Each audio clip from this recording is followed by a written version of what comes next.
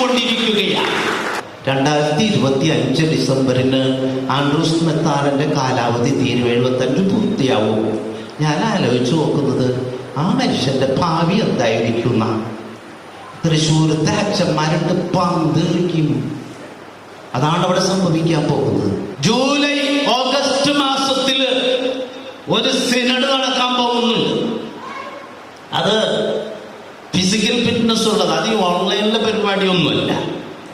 ഇപ്പൊ ഞങ്ങൾ പുത്തൂർ പിതാവിനോട് പറഞ്ഞുകൊണ്ട് പോന്നിട്ടുണ്ട്, ഇപ്പോ നിങ്ങൾ ഈ ഫോണിക്കടി ഇത് നടത്തുന്നത് കൊണ്ട് ഞങ്ങൾക്കൊന്നും ചെയ്യാൻ ഇപ്പൊ പറ്റില്ല, ഇതിലതൊന്നും കയറൊന്നും ചെയ്യാൻ പറ്റില്ല. പക്ഷേ ഓഗസ്റ്റ് മാസത്തിൽ ഞങ്ങളൊന്ന് ഈ മൗണ്ടിലേക്ക് വരും. മൗണ്ട് സെന്റ് തോമസ് എന്ന് പറയുന്നത് എറണാകുളത്ത, കുറുവല്ലങ്ങാടൊന്നുമില്ല. അപ്പൊ അതുകൊണ്ട് ഞങ്ങളുടെ ആ വരവിനെ അതിജീവിക്കാൻ നിങ്ങൾക്ക് പ്രാപ്തി ഉണ്ടെങ്കിൽ മാത്രം നാളുകളിൽ എന്തെങ്കിലുമൊക്കെ പറ്റി ചിന്തിച്ചാൽ മതി.